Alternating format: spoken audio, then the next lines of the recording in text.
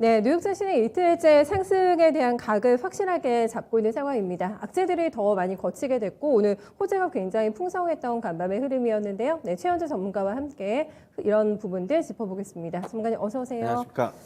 네, 지금 굉장히 자신감 있는 상승을 보여줬던 뉴욕 증시였습니다. 호재거리들이 굉장히 많이 나왔죠. 네, 네. 오미크론에 대한 우려가 완화됐고, 그다음에 아까도 얘기했듯이 화이자의 경구용 코로나 치료제가 미국 FDA의 승인을 받아서 역시 사람들의 이제 투자 심리가 조금 호전된 것 같습니다.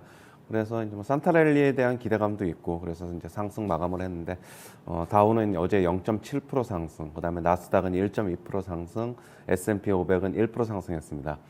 종목별로 보면은 전고체 배터리 업체인 솔리드 파워가 12.9%, 약 13%의 급등을 했습니다. 그리고 메타버스 관련주인 메타포트가 4% 상승. 그다음에 빅테크 주식들 중에서는 마이크로소프트, 그다음에 애플, 구글 등이 1에서 2%대의 상승세를 기록했습니다. 그리고 자동차 주식들인 GM과 포드도 2% 중반대의 상승세를 기록했고요. 알루미늄 업체인 알코아가 4.4% 상승했는데 지금 52주 신고가를 계속 쓰고 있고, 사상 최고가는 2018년도에 62달러였는데 59달러로 마감을 하면서 바짝 다가섰습니다. 테슬라는 7.5% 상승했는데요. 머스크는 주식을 이제 팔 만큼 다 팔았다 얘기를 했습니다. 총 이번 주식 매도한 자금이 약 17조 정도를 챙긴 것으로 보고 있는데요. 그 중에서 약 13조 정도를 세금으로 낼 것 같다라고 지금 얘기를 하고 있습니다. 그리고 아까 얘기했듯이 미국 FDA가 파이자의 경구용 코로나 치료제를 승인을 했습니다. 그리고 12월 소비자 신뢰 지수가 115.8로 나왔는데요. 전월 112보다 상승했고, 시장 예상치인 110보다도 상승했습니다. 웰스파고는 반도체 장비 기업들의 성장을 낙관한다라고 얘기를 하고 있습니다. 내년에도 공급 부족 문제는 계속될 것으로 수요 촉진이 전망이 되고 있고요. 그다음에 첨단 기술, 정밀 공정에 대한 요구가 높아져서 향상된 기술을 도입한 반도체 장비를 제공할 수 있는 기업들의 중요도도 높아질 것이다라고 얘기를 하면서 KLA 덴코와 그다음에 ASML을 탑픽으로 제시했습니다. 역시 뱅크 오브 아메리카도 내년도에 반도체 섹터 전체적으로 낙관한다, 이렇게 얘기를 하고 있고, 시장 대비 약 5% 정도 아웃퍼폼 할 것이다 얘기를 하고 있습니다. 그리고 뱅크 오브 아메리카는 내년도에 가치주 선호가 나타날 것이다. 특히 에너지 섹터를 주목해보자 얘기하고 있습니다. 에너지 섹터가 지난 10주간에 펀드 측에서 계속적으로 매수가 이어져 왔다라고 얘기를 하고 있고요. 그다음에 밸류에이션도 저평가돼 있고, 인플레로 관심이 높게 유지될 것이다 이 얘기하고 있습니다. 그리고 뱅크 오브 아메리카에서는 내년도에 소형주가 이제 투자 매력이 높아 상승할 것이다 얘기하고 있는데요. 올해는 언더퍼폼 했기 때문이라고 얘기하고 있습니다. 월스트리트 저널에서는 내년에도 대규모의 주주 환원 정책이 전망이 된다 얘기하고 있는데요. 경기 회복으로 인해서 기업들의 현금 보유가 확대되면서 주주 환원 정책이 이루어질 것이다 얘기하고 있습니다. 알겠습니다. 전 섹터에 걸쳐서 고르게 상승이 나타나기도 했고, 그동안에 좀 많이 빠졌던 이런 전기차 관련주들 이쪽으로도 매수세가 굉장히 적극적으로 들어가면서 선슬라를 회복했다라는 점도 굉장히 의미 있는 데이터로 확인이 되고 있습니다. 남아프리카 공화국에서도 오미크론에 감염된 환자들이 다른 변이보다 입원할 확률이 80%가량 낮다라는 발표까지 함께 나왔습니다. 파이자의 지금 먹는 코로나 치료제가 FDA 승인을 받는 것과 좀 동시에 나왔는데, 오미크론에 대한 이제 위험도 어떻게 보면은 리스크에 대한 회피 심리가 많이 낮아졌다고 봐야 될 것 같습니다. 한풀 또 꺾였다고 봐야 될까요? 이제 네. 시장이 계속적으로 오미크론을 지난 한 2주 정도 계속적으로 얘기를 했는데, 2주가 아니라 한 3주 정도 계속 그렇죠. 얘기했는데, 이제는 좀 내성이 생긴 것 같고요. 앞으로의 이제 상황은 중증 환자도 그렇게 많이 없는 것 같아가지고, 시장은 일단은 그거에 관해서는 일단은 좀 내성이 생긴 것 같고, 역시 긴축에 대한 우려는 계속적으로 안고 가야 될 것으로 보고 있습니다. 어제 시장은 제가 좀 봤더니 일단은 급한 매도세는 좀 다 끝난 것으로 좀 보고 있는데, 이제 계속적으로 랠리가 이어질 것이냐 그렇게는 보지 않고요. 그러세요? 일단은 좀 박스권의 흐름을 보일 것이라고 보고 있고, S&P 500 같은 경우는 살짝 또 전고점 넘을 수는 있으나 일단 전고점 넘어가면은 또 다시 이제 매물 출회가 나올 것으로 보고 있어가지고 이제 거기서 이제 전고점 강하게 돌파하면서 급등으로 갈 것 같지는 않고요. 이제 결국에는 또 박스권의 흐름을 좀 보일 것으로 보고 있습니다.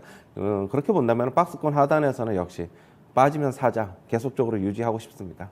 그 이유인즉슨 이제 연말 다가오면서 확정 이익을 내려는 투자자들이 많아지고 있기 때문에 박스권에 갇힐 거라고 보시는 거세요? 전체적으로 네. 그것도 그렇고 네. 일단은 지금 거래량도 너무 없고 뭐 강하게 이제 네. 뭐 치고 올라갈 그런 거는 아닌 것 같고 일단 연말은 이 정도 수준에서 연말까지는 그냥 마무리할 것 같고 대신 빠져서 사면은 또 다시 수익을 올릴 수 있는 기회는 또 있을 것으로 보고 있습니다. 네, 그거를 짧게 해야 된다는 맞습니다. 말씀이시죠. 예. 기노브로 가져갈 타이밍은 아니다라는 거를 차관해서 수익을 좀 계속해서 만들어내야 될 것 같습니다. 현상 유지만 돼도 뭐 괜찮은 거잖아요. 많이 네. 올랐기 때문에 지수가. 네. 네, 연말장 분위기 괜찮을 거라고 점검을 지금 해주고 있는 상황입니다. 소비자 신뢰 지수가 예상보다도 잘 나와가지고 뭐 코로나라던가 여러 가지 그간의 인플레라던가 여러 가지 위험 요인들에 대해서 어느 정도 이게 학습 효과가 또 소비자들도 생긴 것 같다라는 분석이 있어요. 네, 맞습니다. 네.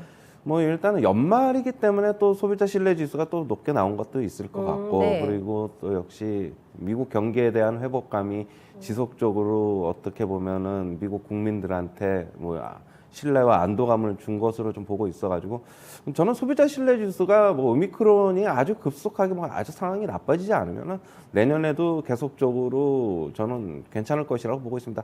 인플레가 굉장히 아주 뭐 하이퍼로 가지 않는 이상은 소비자들도 그냥 일단은 받아들이면서 자기네들도 임금이 늘어난 만큼 지출을 할 것으로 보고 있습니다.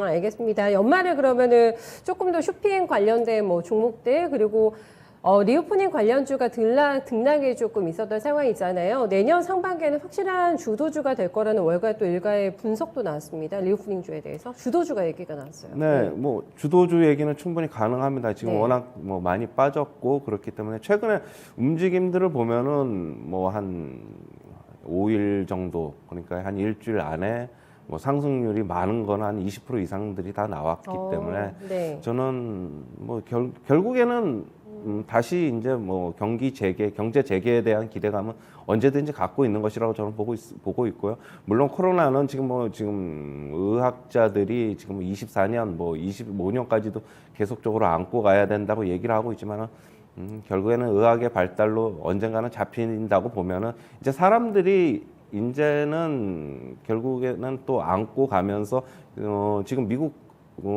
국민들 같은 경우도 연말에 그냥 여행을 예정대로 하겠다는 그런 자기네들이 그냥 의사를 갖고 있기 때문에 저는 뭐 항공주 그다음에 여행주 뭐 지속적으로 조금씩 회복이 될 것이라고 보고 있고요. 우리나라 뭐 어제도 이제 항공주 같은 경우에도 뭐 괜찮은 상승세를 보였고 여행주나 이런 것들도 조금 박스권을 좀 탈피하려는 움직임을 보이고 있고 뭐 우리나라에서는 또 다시 뭐 내국인 구매 한도를 면세점에서 이제 폐지를 했기 때문에 네, 뭐 안 하는 것보다는 솔직히 뭐 면세 한도 600달러는 그대로 두지만 안 하는 것보다는 솔직히 하는 게 낫다고 저는 보고 있기 때문에 뭐 이런 면세 관련주들도 어느 정도 좀 어제 호텔 신라도 강한 상승세를 보였고 호텔 신라 같은 경우는 밸류에이션은 솔직히 좀 매력이 있습니다. 그렇죠. 지금 예. 뭐 상승을 하게 되면 많이 하게 되면 9만 원 후반에서 10만 원까지도 한번 갈 수 있지 않을까. 대신 좀 눌림목 구간에서 한번 계속적으로 뭐 관심을 두고 사보자 그런 입장입니다. 네, 리오프닝 관련주 같은 경우에는 단기적인 트레이딩이 아니라 기노브로 보셔야 되겠어요. 그리고 맞습니다. 점점 더 추세가 날 것이기 때문에 그런 부분에 기대한다면 충분히 조정 받을 때마다 한번 매집해도 괜찮겠다라는 굉장히 긍정적인 투자 사인을 조금 내주셨습니다. 유가도 한 달 만에 최고치로 올라가긴 했는데 어쨌든 저희 예상치에 많이 벗어나긴 했습니다. 지금 70달러 초반인데 한 달날 최고치이기 때문에 이런 좀 위험 요인들이 변수가 가라앉게 되면서 유가도 상승 추세로 완전히 돌아설 수 있을 가능성 보실지 좀 궁금하거든요. 어떻습니까? 유가는 뭐 당분간 이제 하단은 이제 뭐 견고하다. 지지는 된 거는 이제 확인이 네. 됐기 때문에 네. 뭐 빠지더라도 우리가 이제 85달러 정도를 이제 WTI 기준으로 제가 이제 말씀을 드렸는데 그때 이제 빠지더라도 뭐 저는 그냥 뭐 여기서는 얘기를 안 했지만 뭐 한 70달러 초반 정도까지 빠질 것이라고 봤는데 오미크론이라는 또 악재가 또 확 이제 겹치면서 더 많이 언더슈팅이 되는 부분으로 지금 보고 있고요. 네.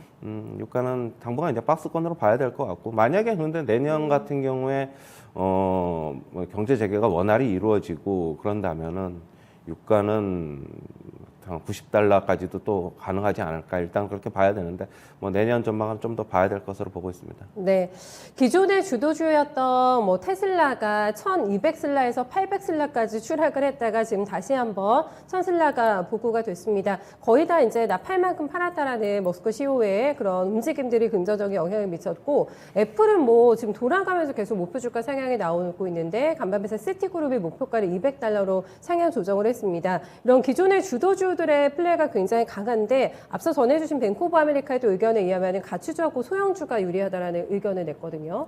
네, 어떻게 좀 보세요? 솔직히 말씀드려서 가치주는 솔직히 잘 모르겠습니다. 저는 제 성향상 또 워낙 성장주, 기술주를 좋아하는 성향도 있기 때문에 그런 것도 있지만은 저는 이제 그런 것보다는 향후에 기업들이 뭐 어느 정도 계속적으로 이익을 창출해낼 수 있고 그걸 더 중요하게 봐야 될 것 같고요.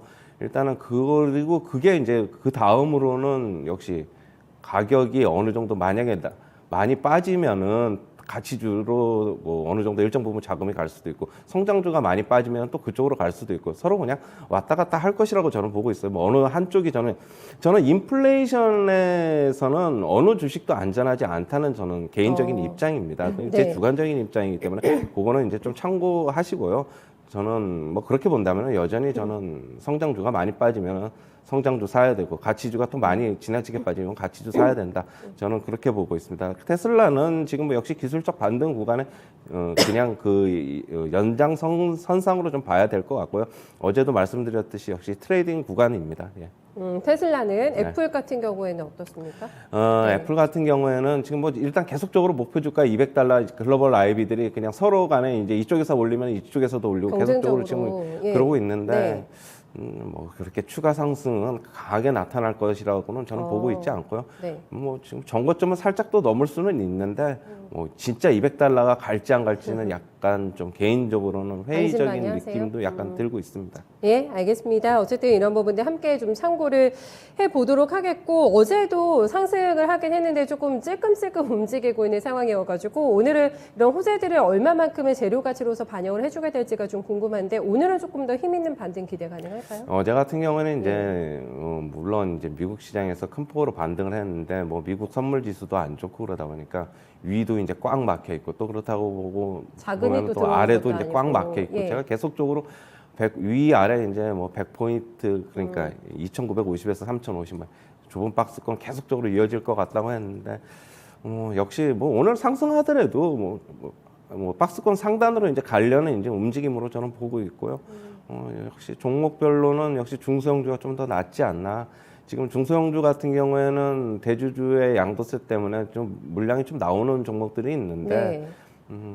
저는 여기에서 좀 어차피 이 시기가 지나면은 다시 이제 중소형주들 같은 경우 대주주들은 다시 좀 살 것이기 때문에 내년을 보면은 차라리 그쪽이 좀 더 낫지 않나 그렇게 보고 있습니다. 네, 중소형주에서 조금 더 수익을 낼 수 있는 똘똘한 종목들 찾아보셔야 될 것 같아요. 네, 말씀 여기까지 듣겠습니다. 수고 많으셨어요. 네, 감사합니다.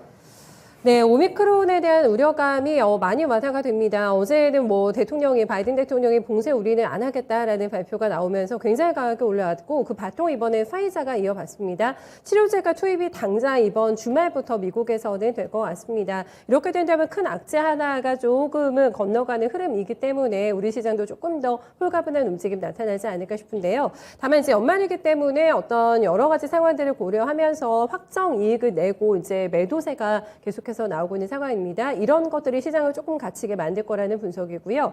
기회를 찾는다면 대형주보다는 중소형주가 조금 더 유리하지 않을까. 1월까지 건너가면서 보셔도 이쪽을 조금 더 유리할 거라고 하니까요. 종목들 재료 확인해 보시면서 잘 킵해 놓으셔야 될 것 같아요. 여기까지 보겠습니다. 최현재 전문가와 함께한 모닝타임즈였습니다.